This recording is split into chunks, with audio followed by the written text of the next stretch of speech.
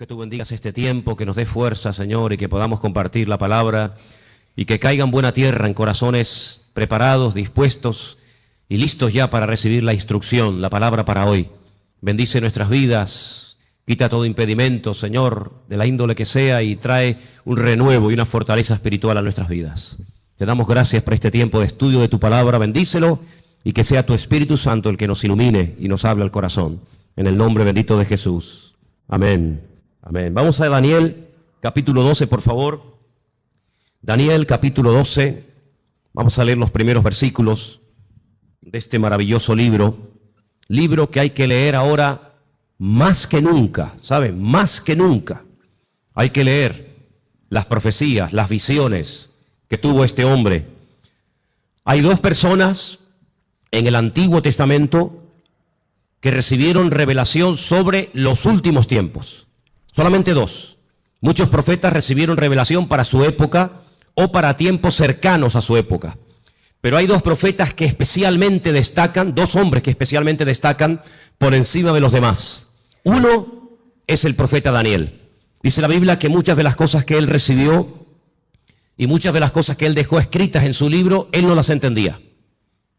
Él por fe las escribía y ahí las dejaba, y el Señor le decía, esto es para el fin de los tiempos, para los últimos días. Y otro hombre que dice literalmente en Génesis 49:1, no lo vamos a leer, pero si lo quieren, recuérdenlo. Génesis 19:1, un hombre que antes de morir llama a todos sus hijos, me refiero al patriarca Jacob, y les dice, acercaos, que os voy a declarar lo que va a pasar en los últimos tiempos. Y esa palabra, los últimos tiempos, aparece también con las mismas palabras en el libro de Daniel. Curiosamente, en esa especie de despedida del patriarca Abraham de sus 12 hijos y también de sus nietos, Manasés y Efraín, no les dijo todo lo que probablemente él había recibido, sino que el Señor, como que a pesar de la revelación que este hombre tenía, no contó todo lo que él sabía. Pero en Daniel tenemos muchísima información acerca de estos tiempos en los cuales nos ha tocado vivir. Y a partir del versículo 1 vamos a comenzar a leer, y dice así la palabra del Señor. ¿Lo tienen, hermanos? Daniel 12:1. Realmente, para entender el capítulo 12 hay que comenzar a leer desde el 10. Son capítulos muy largos, muy profundos, y por cuestiones de tiempo no lo vamos a leer hoy. Pero yo les pediría a ustedes que hoy o a lo largo de esta semana lean tranquilamente los capítulos 10, 11 y 12 del libro de Daniel, para que veáis qué información tan tremenda el Señor nos está dando a través de este hombre. En aquel tiempo se levantará Miguel, el gran príncipe, que está de parte de los hijos de tu pueblo. Será tiempo de angustia, cual nunca fue desde que hubo gente hasta entonces. Pero en aquel tiempo será libertado tu pueblo y todos los que se hallen escritos en el libro. Muchos de los que duermen en el polvo de la tierra serán despertados, unos para vida eterna y otros para vergüenza y confusión perpetua. Los entendidos resplandecerán como el resplandor del firmamento, y los que enseñan la justicia a la multitud como las estrellas a perpetua eternidad. Pero tú, Daniel, cierra las palabras y sella el libro hasta el tiempo del fin. Muchos correrán de aquí para allá y la ciencia se aumentará. Y yo, Daniel, miré, y he aquí otros dos que estaban en pie, el uno a este lado del río y el otro al otro lado del río. Y me dijo, uno de los varones que estaba vestido de lino, que estaba sobre las aguas del río, ¿cuándo será el fin de estas maravillas? Y oí al varón vestido de lino que estaba sobre las aguas del río, el cual alzó su diestra y su siniestra al cielo, y juró por el que vive por los siglos, que será por tiempo, tiempos y la mitad de un tiempo. Y cuando se acabe la dispersión del poder del pueblo santo, todas estas cosas serán cumplidas. Y yo oí, mas no entendí. Y dije, Señor mío, ¿cuál será el fin de estas cosas? Él respondió, anda, Daniel, pues estas palabras están cerradas y selladas hasta el tiempo del fin. Muchos serán limpios y emblanquecidos y purificados. Los impíos procederán impíamente, y ninguno de los impíos entenderá, pero los entendidos comprenderán. Y desde el tiempo que se ha quitado el continuo sacrificio hasta la abominación desoladora, habrá 1290 días. Bienaventurado el que espere y llegue a 1335 días. Y tú irás hasta el fin y reposarás y te levantarás para recibir tu heredad al fin de los días. ¿Cuántos dicen amén? No es un libro fácil, ¿saben? Es un libro que además hay partes, no todo. Estos capítulos no, gracias a Dios, pero hay otros capítulos que están escritos en arameo. Y aunque se escriben las letras igual, las palabras significan cosas diferentes. Por lo tanto, esos capítulos, yo particularmente en arameo sí los puedo leer, pero no los entiendo porque no hablo arameo. Pero estos capítulos 10, 11 y 12 están escritos en hebreo y son muy interesantes porque hay expresiones, hay hebraísmos, hay palabras que tienen una profundidad, un sentido mucho más profundo que lo que a priori se puede entender, se puede ver, ¿no? ¿Por dónde empezamos? Bueno, hermanos, solamente decirles algo. ¿Os dais cuenta cómo está el mundo? En cuestión de días, en cuestión de semanas, el panorama mundial ha cambiado completamente. Profecías que hacían cientos, por no decir miles de años, que han estado ahí como dormidas, están surgiendo las circunstancias, se están dando las situaciones para que así, en un abrir y cerrar de ojos, en cualquier momento, puede iniciar una situación de tal magnitud que ya no hay marcha atrás. De hecho, yo me atrevería a decir esta tarde que estamos en este momento en una situación en la que ya no hay marcha atrás. Naciones que antaño se pelearon, ahora se han unido porque tienen un enemigo en común. Y los medios de comunicación ayudan y al mismo tiempo no ayudan. Ayudan porque te dan información del movimiento de tropas, de soldados, situaciones de países, lugares donde hay guerras, muertes, etcétera. Y en cierto sentido, pues gracias a la televisión, a la radio, a la prensa, a internet, pues te enteras de cosas que están ocurriendo a centenares o a miles de kilómetros y estás al día. Pero por otra parte, ellos cuentan su versión. Ellos te cuentan lo que ellos entienden que está ocurriendo. Pero sin embargo, el creyente tiene que tener la sabiduría y la comprensión espiritual para ver mucho más allá y leer e interpretar correctamente lo que está ocurriendo. Hay una profecía que lleva miles de años, vamos a decir entre comillas, dormida, y tiene que ver con la ciudad de Damasco, capital de Siria. Dos profetas, el profeta Isaías y el profeta Jeremías, profetizaron con muchísimo tiempo de antelación que esta capital sería atacada y quedaría prácticamente en ruinas y no quedaría prácticamente recuerdo de ella. No vamos a leer todos los versículos que tengo porque si les digo la verdad, tengo tanto material sobre todo esto que podríamos estar aquí una semana entera sin salir, se lo puedo asegurar. Pero para los que estén tomando nota, y como además esto queda grabado, después ustedes pueden ir a su casa y volver a escuchar el mensaje. Isaías 17:1, Jeremías 49:23. En esa porción está la profecía que va dirigida específicamente a la ciudad de Damasco. La destrucción de esta ciudad, una de las ciudades más antiguas del mundo, junto con, por ejemplo, Jericó y también con la ciudad de Jerusalén y otras. De toda la vida se ha creído que en algún momento Israel atacaría Damasco y la destruiría. De hecho, ha estado en varias ocasiones a punto de destruir Damasco. Pero no ha sido así. Son los mismos sirios, peleándose unos contra otros, todos contra todos, los que están destruyendo un país que antaño fue un lugar donde miles y miles de cristianos vivían. Un lugar donde dice la Biblia que el apóstol Pablo se dirigía para perseguir a los cristianos porque aquello era un reducto, un lugar donde los cristianos se refugiaban. Y dice que mientras iba camino hacia Damasco, la Escritura dice que el Señor le salió en el camino y se le reveló como el camino, la verdad y la vida, como el Mesías. Y fue camino a Damasco que el apóstol Pablo llegó a conocer el Evangelio y al verdadero Mesías. Y fue en la ciudad de Damasco donde fue bautizado.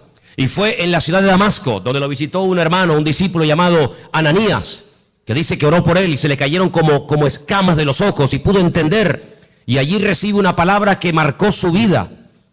Allí recibe una palabra profética y le dice: mira, el Señor se te ha aparecido en el camino, se te ha revelado, te está liberando. Ahí yo en estos días he estado hablando acerca de varios tipos de ataduras: ataduras espirituales, ataduras físicas, ataduras mentales.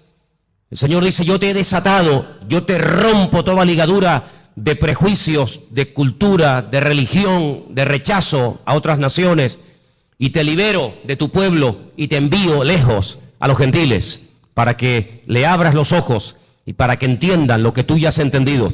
Pero también le profetiza los sufrimientos y las torturas y el camino arduo por donde tendrá que pasar hasta llegar a la meta, hasta llegar a la presencia del Señor, ¿verdad?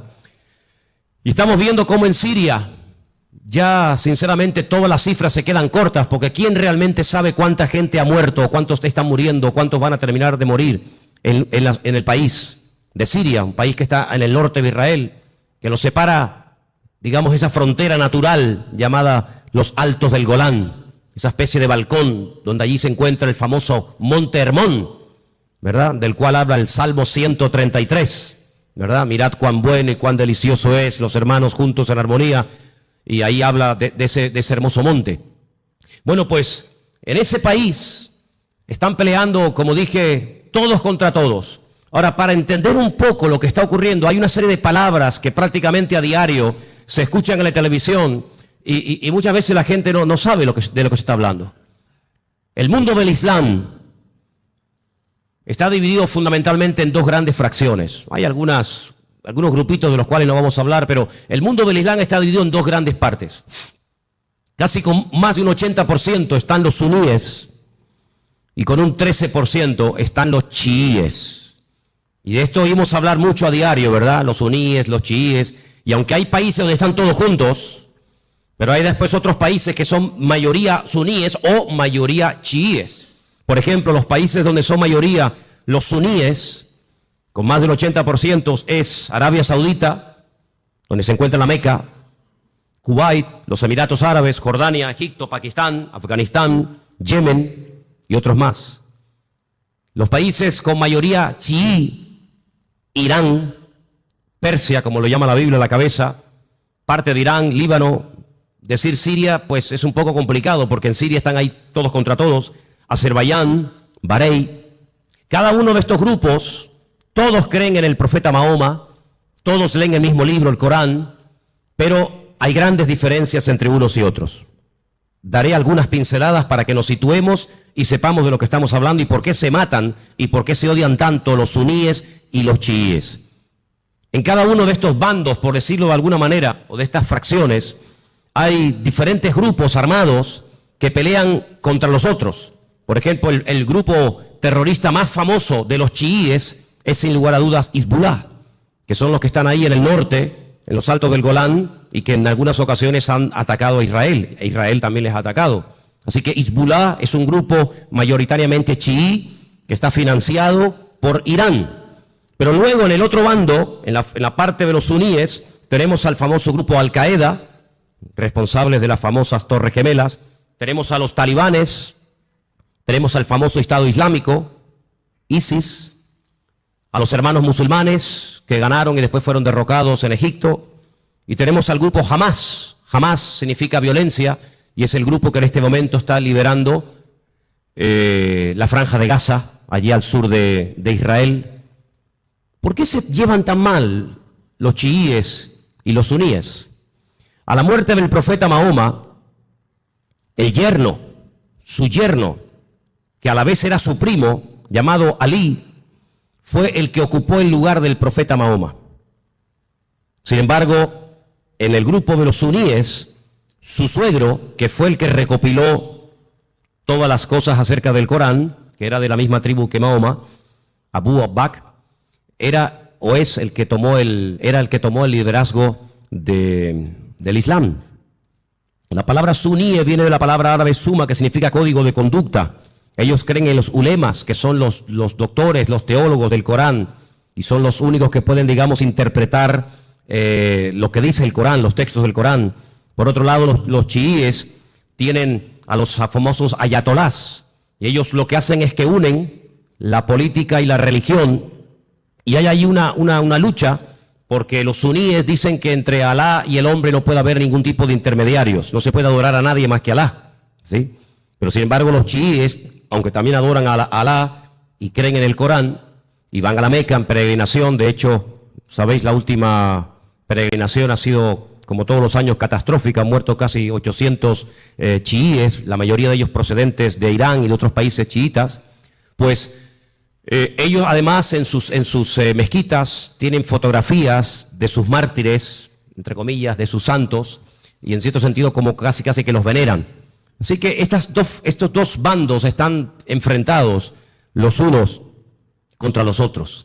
Y allí en Siria, por ejemplo, están peleando los chiíes contra los suníes contra los chiíes. Unos son apoyados por unos países, otros son apoyados por otros países.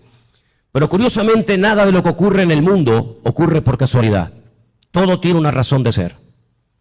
Los hombres no pueden ir de un lugar a otro si Dios no lo permite. Las naciones no pueden dejar sus territorios y abarcar o conquistar otros territorios si Dios no lo permite.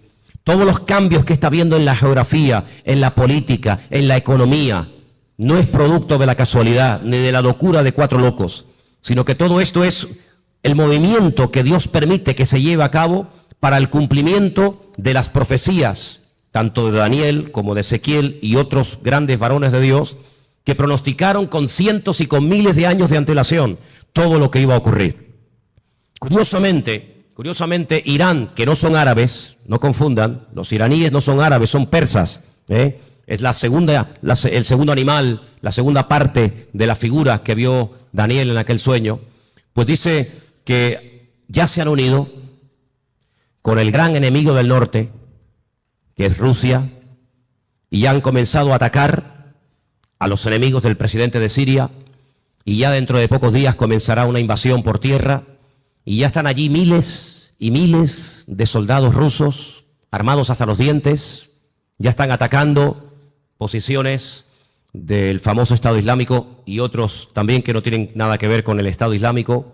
Y mira tú por dónde dos países, uno tremendamente religioso como es Irán y uno tremendamente ateo como supuestamente se cree que son los rusos, pues resulta que se han unido porque dice que van a ayudar, fíjate qué bondadosos y qué maravilla, van a ayudar a un país que está lejos de sus fronteras, pero que tienen que ir a echarle una mano porque si no va a ser destruido. Solamente hay 5 ciudades de Siria que en este momento están bajo el dominio del presidente Bashar, el resto del país está prácticamente destruido o tomado por otras fracciones.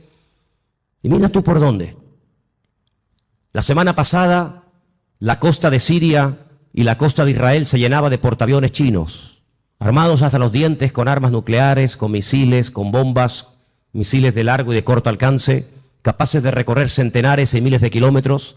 Y mira tú por dónde naciones como China, que no tiene nada que ver con Siria, o Rusia, que está allí con sus problemas, y los iraníes, que tienen también sus problemas recién salidos de todo este follón que han tenido, resulta que ahora se están uniendo como amigos porque van a liberar a Siria. Y nos vamos a quedar con esta información. Nos vamos a quedar simplemente con la idea de que van a ayudar a Siria y cuando se arregle la situación en Siria, cada uno se va a retirar a su respectivo país. ¿Y quién paga esas bombas? ¿Quién paga esos gastos? Los muertos que van a caer por ambas partes, las familias, los uniformes, las balas, los cañones, la gasolina, el gasoil, los aviones, los helicópteros. ¿Por qué todo esto? La Biblia nos dice por qué. Porque el Señor en los últimos tiempos lo que hará es que, utilizando entre comillas la excusa de que van a ayudar, de que van a liberar a un país amigo o aliado como puede ser Siria, una vez que lo hayan, digamos, calmado la situación, nada les va a impedir que crucen por el norte y por diferentes partes del país rumbo, como dice la Biblia, a la tierra gloriosa. Porque detrás de todo esto no está simplemente cuestiones políticas o económicas, sino fundamentalmente hay una razón. destruir a Dios y destruir al pueblo de Dios. Israel sabe perfectamente que se encuentra en una especie de callejón, no digo sin salida, porque Israel siempre tendrá salida, y la salida no es mirando a Estados Unidos, la salida no es mirando hacia Europa, sino que, como dice la Escritura, Israel en los últimos tiempos se verá totalmente sola y abandonada, como aquella pobre viuda que se fue cargada o se fue contenta con sus hijos, incluso haciendo honor a su nombre, complacida, y viene del extranjero derrotada y solitaria, sin hijos y sin marido, llamada Noemí, y tiene la pobre Ruth que atenderla en los últimos años de su vida. La Biblia nos enseña que estos últimos tiempos recibe un nombre que nos revela, porque los nombres son muy importantes en la Biblia. Yo siempre he dicho que hay una genética, ¿verdad?, que todos llevamos por dentro, que es hereditaria, pero luego, según la Biblia, el nombre tiene un poder espiritual, una influencia tremenda en las personas. Es una especie de código genético espiritual, ¿verdad? Y esta mujer, cuando viene de Jordania, de Moab, dice que ya no se siente complacida y por lo tanto ya no quiere usar más su nombre, sino que le dice a la gente que le llamen Mará, que significa amargada o entristecida, ¿verdad? Y es interesante ver cómo estamos viendo el inicio de lo que la Biblia habla clarísimamente, que va a ser una tercera guerra mundial sin precedentes en la historia.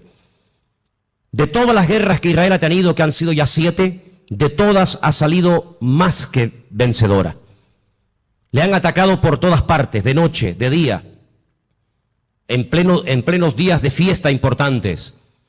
Por todas partes, de todas y cada una de las guerras que Israel ha tenido hasta el día de hoy, de todas ha salido victorioso. De esta guerra que está a punto de producirse en cuestión de días, semanas o meses, la única forma de salir con vida es que venga el Mesías en persona y les ayude. Esta guerra es una guerra que jamás se ha visto. Hemos leído en esta tarde en el capítulo 12 de Daniel que hay una especie de protección sobrenatural tipificada o representada en un soldado espiritual, en un arcángel llamado Miguel, que aparece en varias ocasiones en distintas partes de la Biblia. Solamente hay 2 ángeles en la Biblia, solamente 2 ángeles en la Biblia, que la Biblia nos revela su nombre, Gabriel y Miguel. La Escritura dice que Josué, antes de entrar a tomar posesión de la tierra, vio a un varón, y la descripción que nos da el libro de Josué se asemeja mucho a la descripción que nos da Daniel en el capítulo 12, y nos da a entender de que este arcángel tremendamente poderoso llamado Mijael, que significa quien como Dios, Mijael, pues es una protección espiritual que Dios le ha asignado a este pueblo. En algún momento puntual, solamente Dios sabe cuándo, este arcángel, este varón de Dios tremendamente poderoso, que contendió con Satanás por el cuerpo de Moisés, dice el libro de Judas, será quitado, será desplazado, y entonces dice que será un tiempo de angustia cual nunca hubo gente, y más que gente, la palabra es naciones. Desde que hay naciones sobre la faz de la tierra, dice la Biblia que nunca el hombre habrá visto una guerra de tal magnitud, con tanta cantidad de soldados, de armamento y de tropas como esta última. Vamos a leer dentro de unos momentos algunos textos de la Biblia, pero es impresionante los datos que la Biblia te da antes de que comience la guerra. Aún no ha comenzado, aún no existía el siglo XX, evidente, o el siglo XXI, cuando todo esto se escribió, y los profetas, por revelación del Señor, recibieron los datos concretos y específicos sobre esta guerra. Por ejemplo, nos dice que llegarán a intervenir más de 200 millones de soldados. Jamás ha habido ninguna guerra con tantos millones de soldados. 200 millones de soldados. Esta guerra se describe de una forma tremenda, con unos detalles que te quedas con la boca abierta, en 3 capítulos de la Biblia. Creo que sois capaces de recordar estas cifras. Ezequiel 38 y 39 y Zacarías capítulo 14. Ahí tenéis toda la información acerca de esta tremenda batalla que empezará por el norte, capitaneada y dirigida nada más y nada menos que por Rusia. En el capítulo 38 del libro de Ezequiel nos dice algunas cosas muy interesantes sobre este tiempo final. Y voy a leer algunos versículos para que veáis qué importancia le da el Señor a que el pueblo de Dios no esté en la ignorancia. Hay gente que está muy distraída, muy sumergida en sus problemas, muy metidos en sus cuestiones y se olvidan de que el Señor en su palabra nos dice que tenemos que levantar la vista y darnos cuenta de que nuestra redención está cercana. Ezequiel 38 dice, versículo 1, vino palabra del Señor diciendo, hijo de hombre, pon tu rostro contra Gog. Gog es el nombre, digamos, simbólico, no es que se llame así, de una región que la Biblia lo llama Magog, que está en todo lo que sería todo el territorio que ocupa Rusia actualmente.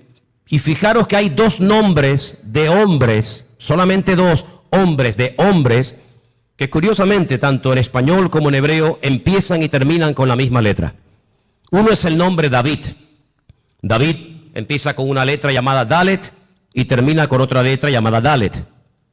Y esto nos habla acerca de que David era un hombre que cuando lo conocías así era. No es que lo vas conociendo y es completamente diferente. Es un hombre que no tiene dos caras, no tiene dos personalidades, no tiene doblez en su carácter. David era así. Por eso esa letra que empieza y esa letra que termina es la misma, como diciendo que David es un hombre que es lo que ves, no hay más. Curiosamente, en un acto de imitación sin precedentes en la historia, a este líder político se le pone un nombre simbólico cuya letra empieza por la G o la Gimel en hebreo y con la misma letra termina, la G o la Gimel, God, como diciendo que lo que ves es lo que hay. En David era lo positivo. Si ves que es un hombre espiritual, es que es espiritual. Si ves que es un hombre valiente, es que es valiente. No es que dé impresión de valiente y luego es un cobarde. No es que es un hombre aparentemente espiritual y luego es un carnal. No. Bueno, pues en God, en este personaje que nosotros lo conocemos más famoso como el nombre del famoso anticristo, si tú lo ves así, así es como es. Es malo, es apoyado por el diablo, etcétera, etcétera. Y dice aquí, así ha dicho el Señor, he aquí yo estoy contra ti, oh God, príncipe soberano de Mesec y Tubal. Estos son hijos de Noé. Te quebrantaré, pondré garfios en tus quijadas y te sacaré a ti y a todo tu ejército, caballos, jinetes, en todo equipados, gran multitud de paveses, escudos, teniendo todos ellos espada. Y ahora menciona una coalición, no están todos nombrados, una pequeña coalición de naciones que se van a unir. Y menciona Persia, y ya hemos dicho que Persia, ¿quién es? Ok, es Irán. Cus, tenemos Etiopía, tenemos Libia, con otros nombres, todos ellos con escudo, con yelmo, Gomer, sus tropas, la casa de Togarma, los confines del norte, sus tropas. Prepárate, apercíbete tú y toda tu multitud que se ha reunido a ti, y sé tú su guardia. Pero si leemos un poquito más adelante, versículo 15, vendrás de tu lugar de las regiones del norte, y tú y muchos pueblos contigo. Fíjate, todos ellos a caballo, gran multitud, poderoso ejército. Subirás contra mi pueblo Israel. Sí, es inevitable que este hombre ataque a Israel. Es inevitable. Bueno, pero es que van a ir a Siria. La noticia no dice nada de Israel. Las noticias no, pero la Biblia sí. Y las noticias no pueden saber la información que tú y yo tenemos en esta tarde. Mañana Telecinco no puede decir. Le presentarían una denuncia. Dirían, esta gente está loca. Mañana no vamos a ver en Telecinco, en Antena 3, que Rusia pretende apoderarse de los altos del Golán con la intención de atacar a Israel. Me dice, pues ustedes están locos. No. Las noticias no te lo van a decir, te lo estoy diciendo yo. Te lo está diciendo el Señor a través de mi boca. Subirás contra mi pueblo Israel como nublado para cubrir la tierra y será al cabo de los días, al final de los tiempos, en estos tiempos. ¿Y qué dice aquí? Y te traeré sobre mi tierra. No es que a Putin se le ocurre la genial idea de decir, bueno, vamos a Siria y ya que estamos a un tiro de piedra, saltamos los altos del Golán y desde los altos del Golán vemos todo Israel abajo y la machacamos. Total, que son 300 kilómetros de largo para un imperio, para una potencia militar como Rusia, que con una bomba hace así y borra de la faz de la tierra a 10 millones de personas, porque eso es lo que puede tener Israel en este momento, si es que llega ahora mismo a 10 millones de personas viviendo allí. ¿Qué puede impedir? Pero no es él el que lo decide, es Dios el que le dice a God, ven a mi tierra, ven. Y entonces dice, para que las naciones me conozcan, cuando sea santificado en ti, oh God, delante de tus ojos. Así dice el Señor, ¿no eres tú aquel de quien hablé yo en tiempos pasados por mis siervos los profetas de Israel, los cuales profetizaron en aquellos tiempos que yo te había de traer sobre ellos? Israel sabe perfectamente que Rusia les va a atacar en cualquier momento. Ya lo hicieron hace poco allí en Ucrania, en el país de nuestro hermano. No se cortan un pelo, no tienen ningún problema, tienen afán de expansión. Quieren recuperar lo perdido e incluso lo que nunca fue de ellos. No atacaron en un momento determinado un país que no tenía nada que ver con Rusia, como fue Afganistán. La Biblia profetiza que Rusia va a atacar en los últimos tiempos a Israel. En aquel tiempo, cuando venga Gog contra la tierra de Israel, dice el Señor, subirá mi ira y mi enojo. Tremendo. Pero vamos al capítulo 39. He aquí yo estoy contra ti, oh Gog, príncipe soberano de Mesed y Tubal. Te quebrantaré y te conduciré y te haré subir de las partes del norte y te traeré sobre los montes de Israel. Otra vez. Te sacaré tu arco de tu mano izquierda y te derribaré tus saetas en tu mano. Sobre los montes de Israel, ahora viene la palabra tremenda. Sí, es verdad, Rusia atacará a Israel, pero sobre los montes de Israel caerás tú y todas tus tropas. Y los pueblos que fueron contigo, y aves de rapiña de toda especie, las fieras del campo, te las he dado por comida. Sobre la faz del campo caerás, porque yo he hablado, dice el Señor. Impresionante, ¿eh? Enviaré fuego sobre Magog, sobre los que moran con seguridad en las costas, y sabrán que yo soy el Señor. Y haré notorio mi santo nombre en medio de mi pueblo Israel, y nunca más dejaré profanar mi santo nombre. Y sabrán las naciones que yo soy el Eterno, el Santo de Israel. He aquí viene y se cumplirá, dice el Señor. Este es el día en el cual yo he hablado. Los moradores de la ciudad de Israel saldrán y encenderán y quemarán armas, escudos, paveses, arcos, saetas, dardos de mano y de lanzas, y los quemarán en el fuego por 7 años. Durante 7 años tendrán combustible, tendrán armamento de todo lo que abandonaron estas tropas tremendas. No traerán leña del campo ni cortarán de los árboles, sino quemarán las armas en el fuego y despojarán a sus despojadores y robarán a los que les robaron, dice el Señor. En aquel tiempo, qué tremendo, en aquel tiempo yo daré a Gog lugar para sepultura allí en Israel. Allí va a ser enterrado este personaje que lo llamamos el anticristo, que Ezequiel lo llama Gog. Allí va a ser enterrado, y después le voy a decir cómo el Señor es tan misericordioso que permite que el anticristo o Gog, ¿por qué el Señor permite a un personaje tan ruin y tan malo que sea enterrado en Israel y no despedazado, comido por las fieras? Vais a ver qué misericordioso es el Señor. En aquel tiempo yo daré a Gog lugar para sepultura allí en Israel, en el valle de los que pasan al oriente del mar, obstruirá el paso a los transeúntes, pues allí enterrarán a Gog y a toda su multitud, y lo llamarán el valle de Hamón Gog, que significa la multitud de Gog. La casa de Israel los estará enterrando por 7 meses. ¡Qué matanza, hermanos! 7 meses enterrando cadáveres. Impresionante, ¿eh? Versículo 13. Los enterrará todo el pueblo de la tierra, y será para ellos célebre el día en el que yo sea glorificado, dice el Señor. Tomarán hombres a jornal que vayan por el país con los que viajen para enterrar a los que queden sobre la faz de la tierra, a fin de limpiarla, y al cabo de 7 meses harán el reconocimiento. Pasarán los que irán por el país, y el que vea los huesos de algún hombre pondrá junto a ellos una señal, hasta que los entierren los sepultureros en el valle de Hamón Gog. Versículo 21, pondré mi gloria entre las naciones, y todas las naciones verán el juicio, mi juicio que habré hecho, y mi mano sobre ellos. Es increíble, ¿no? Como el profeta Ezequiel pudo describir con una exactitud tremenda cuánto tiempo estarán enterrando cadáveres, cuántos años quemando armamento al fuego. ¿Quién es este hombre Gog?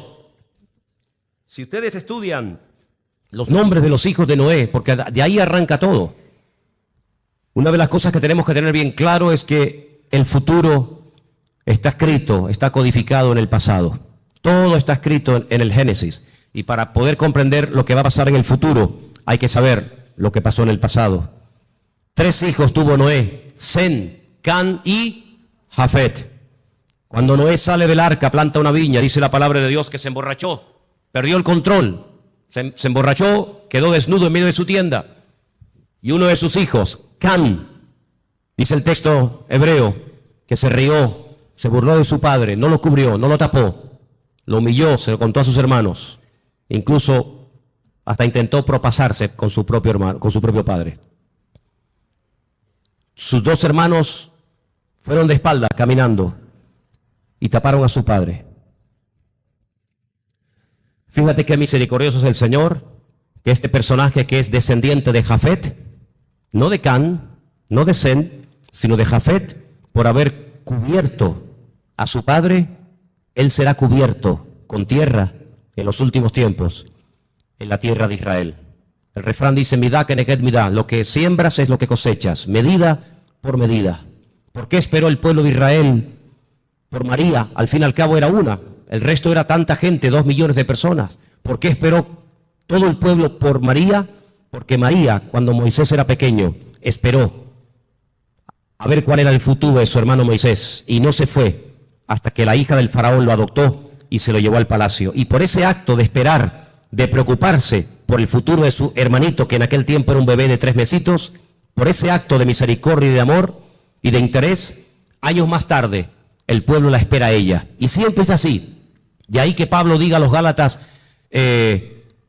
si queréis cosechar, tenéis que sembrar, pero sembrar abundantemente para poder cosechar abundantemente. Así que este personaje está a punto de aparecer. Este famoso anticristo está a punto de aparecer, pero ya lo hemos dicho en muchas ocasiones, que en los últimos tiempos habrá una influencia de una institución religiosa que describe perfectamente el libro del Apocalipsis, que dice cómo se visten, dónde están, cómo hablan, cómo no hablan, etcétera, etcétera. Es increíble el impacto que en tan poco tiempo ha producido el Papa Francisco. Es increíble, ¿no? En tan poco tiempo le ha caído bien a todo el mundo. No hay nadie que diga nada malo de Francisco. Fue a Israel y a los judíos, a los rabinos les cayó bien.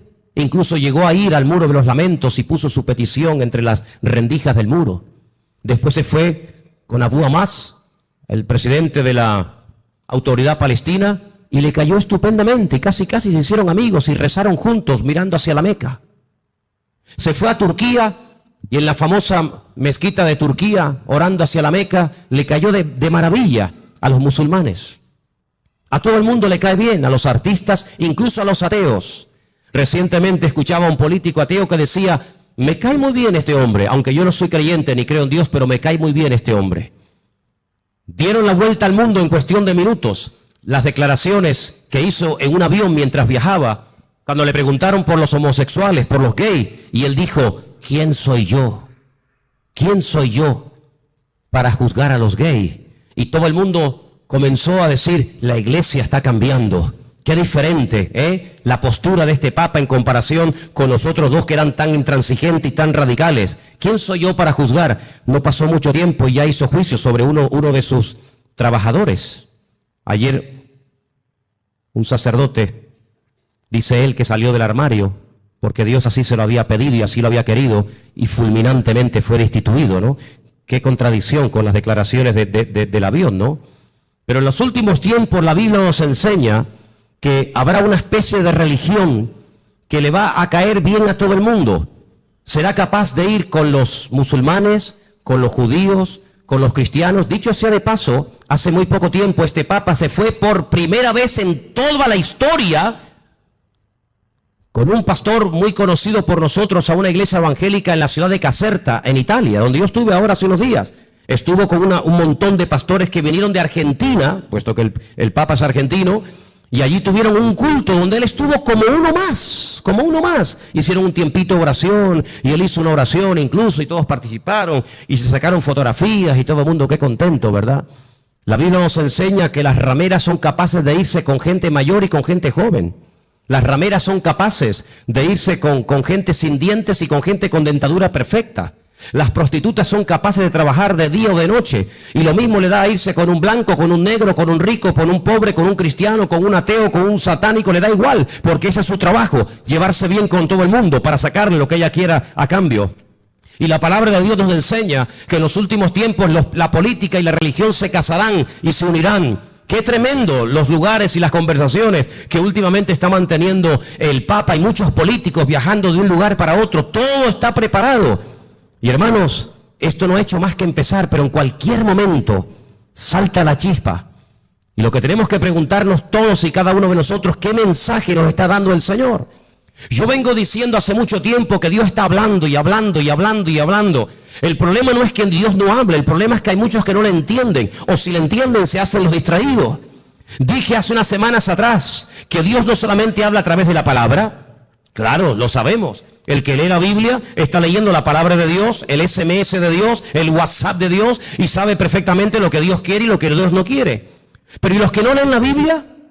El que no le interesa o no quiere, o dice él que no entiende la Biblia, pues Dios también le está hablando a toda la humanidad. Quiero que vengan conmigo a Génesis 1, capítulo 14, para que os des cuenta algo tremendo que el Señor dijo en un principio. Allí está, en el Génesis 1, 14. Dio una señal, dio un mensaje muy interesante. Y vamos a leerlo en esta tarde. Dice así, Génesis 1:14. ¿Lo tienen, hermanos? Tengo esta página de la Biblia prácticamente destrozada, entonces espero leerla bien porque la tengo toda pegada. Creo que dice algo así como: y dijo Dios, haya lumbreras en la expansión de los cielos para separar el día de la noche y sirvan de señales para las estaciones. Ahora ya no tengo ese trocito que dice para días y años. Ok, ahí está. ¿Qué es lo que será? Lo mismo que fue. Cuando estudiamos hace unas semanas atrás el Salmo 19, yo dije que el Salmo 19 dice literalmente: los cielos cuentan la gloria de Dios y el firmamento anuncia la obra de sus manos. Un día emite palabra o información a otro día. De tal manera que hay personas paganas, no creyentes, que a lo largo de la historia, incluso hasta en estos tiempos, fíjate lo que te digo, observando no las profecías de la Biblia, sino observando el cielo, el firmamento, llegan a conclusiones tremendas. Quiero decirles que en un momento puntual de la historia de la humanidad, el Señor utilizó el astro rey, el sol, la luna y las estrellas para darle un mensaje profético a uno de sus hijos llamado José. ¿Lo habéis olvidado? Dice que él vio al sol, a la luna y a las estrellas que se postraban delante de él. Y Jacob, cuando oye el sueño de su hijo, él entiende perfectamente lo que le está diciendo. El sol es el padre, la luna es la madre y las estrellas son sus hermanos. Curiosamente, las estrellas, los hermanos, llegaron antes que el sol a Egipto, porque siempre es así: primero es la noche y luego es el día. No primero el día y después la noche. Primero había tinieblas y después vino la luz. La tiniebla siempre precede a la luz. Pero fíjate qué curioso, los magos de Oriente, que no sabemos realmente de dónde eran, si eran judíos, si no eran judíos, sabían perfectamente el lugar y el día en el que había nacido el Mesías. Porque interpretaron que aquellas estrellas que tenían nombre, la estrella Sadik, la estrella Jamelec, etcétera, se habían alineado y ellos sabían perfectamente que tenían que ponerse en marcha para llegar a donde, a Belén de Judea, porque allí era donde había nacido el Mesías. Y es que el Señor en el versículo 14 de Génesis 1 que hemos leído, dice que cuando Él creó el sol, cuando Él creó la luna y Él creó las estrellas, no solamente las creó, número uno, para separar, para hacer diferencia entre el día y la noche, no, sino que dice que las creó para las estaciones. Y la palabra estaciones es la palabra hebrea modín. Y la palabra modín, ¿sabe lo que significa? Fiestas. Es la misma palabra que se emplea en Levítico cuando dice: recuerden las fiestas del Señor. ¿Cuándo tienen que ir? ¿Cuándo no tienen que ir? ¿Cuándo tienen que ponerse en marcha? ¿Cuándo no tienen que ponerse en marcha? En otras palabras, cuando ustedes vean los cielos, ustedes podrán discernir en qué tiempo de su relación con Dios ustedes se encuentran. Es muy importante que tú, hermano y hermana que me escuchas en esta noche, te preguntes: ¿dónde me encuentro ahora mismo en mi camino, en mi relación con Dios? ¿Estoy más cerca? ¿Estoy más lejos? ¿En qué punto me encuentro? Porque el tiempo marca la circunstancia y la circunstancia marca el tiempo. Jesús le dijo: ustedes olvídense de ver señales. Esta generación, como es una generación mala, perversa y adúltera, no se le ha permitido ver señales como a otras se les permitió. Ustedes solamente podrán ver una señal, solamente una, y la van a ver, y se llama la señal del profeta Jonás. ¿En qué consistía? Bueno, le está diciendo: así como Jonás estuvo en el vientre del pez 3 días y 3 noches, así estaré yo, el Hijo del Hombre, en el vientre de la tierra 3 días y 3 noches. Esa señal era la señal de la generación de Jesús. Pero sin embargo, Noé no esperaba esa señal. Porque ¿cuál era la señal de Noé? El diluvio. Pero ¿cuál era la señal de Salomón? La construcción del templo. Y cada generación, cada tiempo tiene una circunstancia, una señal, y cada señal identifica el tiempo. Por eso podemos saber ahora mismo en qué tiempo, en qué lugar, en qué punto del camino yo me encuentro en mi relación con Dios por lo que estoy viendo. Porque repito, la señal, la circunstancia política, social, económica, espiritual, etcétera, etcétera, marca el tiempo en el que yo estoy viviendo. Yo no puedo ver, no puedo orar para ver el nacimiento del Mesías porque Él ya nació, no es la señal de mi tiempo. Yo no puedo esperar, aunque ore, ayune 40 días, tome autoridad y reprenda y declare. Yo no puedo ver al profeta Jonás siendo vomitado en una playa para ir a predicar a los ninivitas. No, porque no es la señal de mi tiempo. Pero ¿cuáles son las señales de nuestro tiempo? Pues algunas de las que les estoy diciendo esta noche. Como Rusia, Persia, las naciones árabes, Europa y el mundo entero le darán la espalda a Israel. Y ustedes dicen, pero ¿cómo es posible que todos? Es que no hay ni uno. No hay ni uno que apoye a Israel. Dice, bueno, los americanos, ya no es como antes. Ya no es como antes. Israel se verá más sola que la una. Y solamente podrá mirar en una sola dirección, hacia arriba. Al Señor tu Dios adorarás y a Él solo servirás. Era como la señal profética en el arca de Noé. El arca de Noé no eran balcones como estos cruceros hermosos que abres la ventana de tu habitación y sales a una terraza. No, el arca de Noé no tenía ventana, no tenía ojo de buey, tenía una sola ventana arriba. No podían mirar a derecha, izquierda, adelante o detrás, no. El arca de Noé no tenía timón, porque no había que dirigirla a ninguna parte, Dios la dirigía. Y si querías mirar a algo, a una dirección, si era de día o de noche, arriba, nada más que arriba. Y eso es lo que el Señor quiere que nosotros hagamos, que solamente mires arriba. ¿Y quién está arriba? El Señor Dios Todopoderoso, nuestro Señor, Rey de Reyes y Señor de Señores, no solamente a Él. Y por eso, amados hermanos, esta es la señal de nuestro tiempo. ¿Qué pinta Rusia en Siria? ¿Qué pinta Irán? Que el objetivo no es Siria. Que el objetivo no es llegar y controlar a ISIS y fulminarlo, que no. Que si hubieran querido fulminar a esto, ya lo hubieran hecho hace mucho tiempo. Si Rusia, si Estados Unidos quisiera arreglar el problema de Siria, de los yihadistas, ya lo hubieran hecho. No hay problema en eso. No lanzó una bomba Estados Unidos sobre una ciudad japonesa llamada Hiroshima y se cargó a más de 500.000 de personas así. Y no lanzó otra sobre Nagasaki y en cuestión de segundos hizo, la borró de la faz de la tierra. Que el problema no está en que no se pueda contra ellos, sí se puede contra ellos. El tema es que cada pieza tiene que encajar en el puzzle del Señor. Y el Señor ha puesto a esta gente allí. Una cosa increíble que un musulmán dinamite una mezquita o ataque a otro musulmán, es una cosa increíble. Que le prenda fuego a un cuerpo de un hermano musulmán es una cosa inconcebible dentro del Islam, porque el Islam no es eso. Pero con esa excusa, las potencias se están uniendo, pero no se dan cuenta de que es el Señor el que les está diciendo, vengan, vengan. Y al final dice que el Señor los llevará a un gran valle, y quiero leer y terminar con esto porque les digo, tengo material para estar aquí un año, pero en Zacarías capítulo 14, y después la última porción la leeremos en Joel, es el Señor el que le dice a las naciones, vengan que yo les voy a juzgar en el valle de la decisión, valle de Josafat. Zacarías capítulo 14, ¿lo tienen, hermanos? ¿Sí? Dice así la palabra del Señor. He aquí el día del Señor. Viene y en medio de ti serán repartidos los despojos. Porque yo reuniré a todas las naciones para combatir contra Jerusalén. Es el Señor el que permite que vayan a hacer guerra contra Jerusalén. No es una mente loca o sádica o fanática. Es el Señor. La ciudad será tomada, las casas serán saqueadas y violadas las mujeres. La mitad de la ciudad irá en cautiverio, mas el resto del pueblo no será cortado de la ciudad. Después saldrá el Señor y peleará con aquellas naciones como peleó en el día de la batalla. Se afirmarán sus pies en aquel día sobre el monte de los olivos, que está enfrente de Jerusalén al oriente.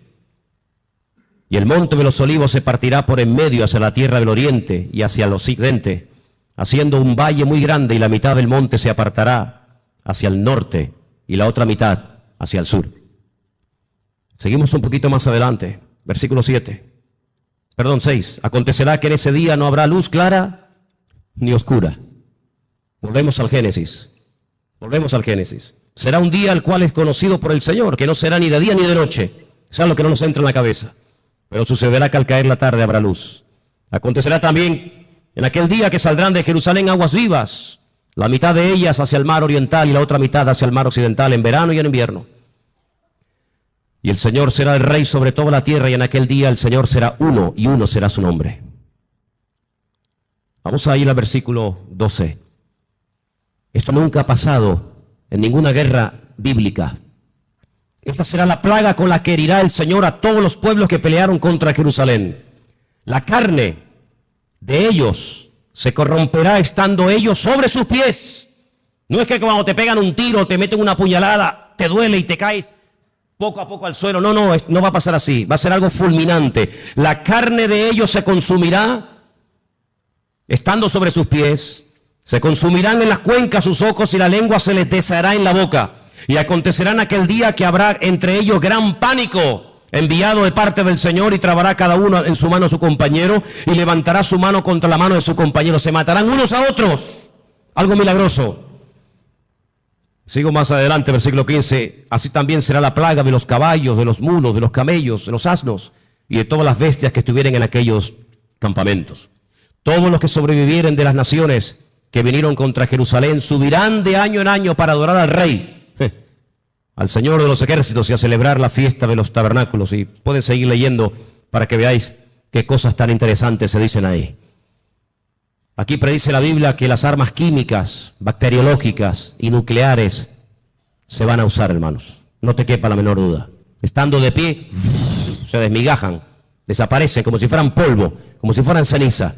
Así describe el profeta Zacarías la muerte de la gente en esta batalla, en el valle de Josafat, valle de Megido. Napoleón, cuando llegó a Israel, visitó el valle de Josafat o el valle de Megido y dijo: este valle está preparado para librar una gran batalla.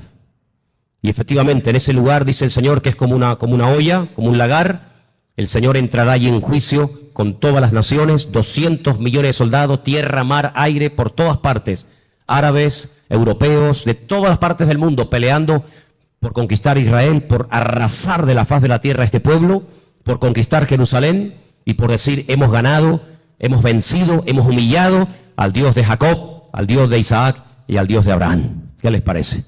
Ya no es una guerra contra hermanos, ya no es una guerra con una familia, ya no es una guerra contra otro país, ya es una guerra contra el mismísimo Dios. Cargarse a Dios, borrar a Dios de la faz de la tierra. Pero hay una señal que está apareciendo en los últimos tiempos, y te la dejo ahí para que medites en ella.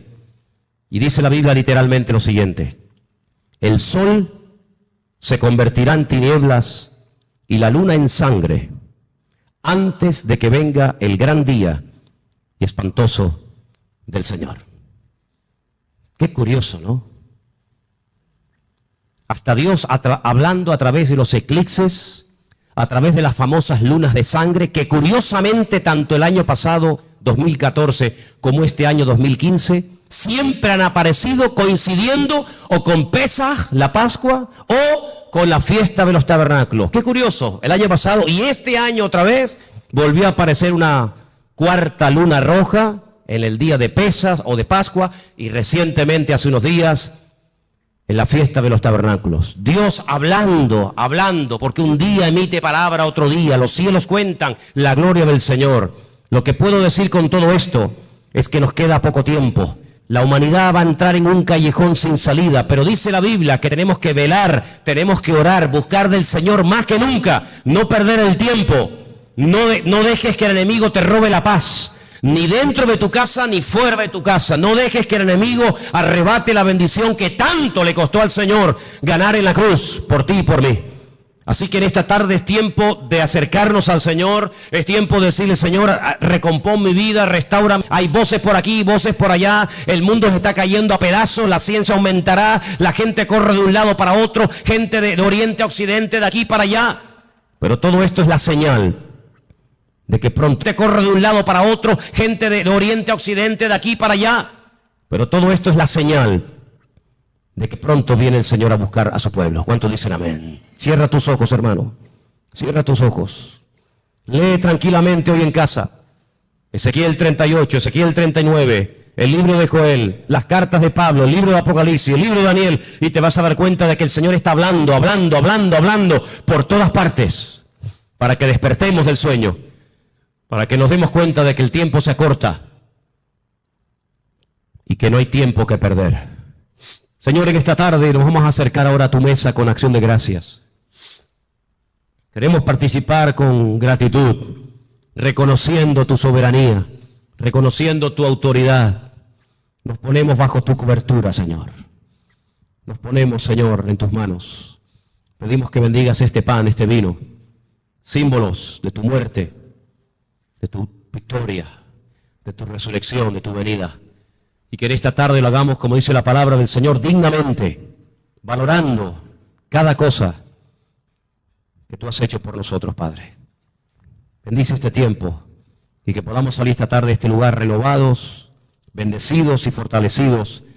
Abre nuestros ojos para que podamos ver todo lo que está ocurriendo, cómo las profecías se están cumpliendo de una forma tremenda. En el nombre bendito de Jesús. Amén, amén. Vamos a ponernos de pie, por favor, en esta noche.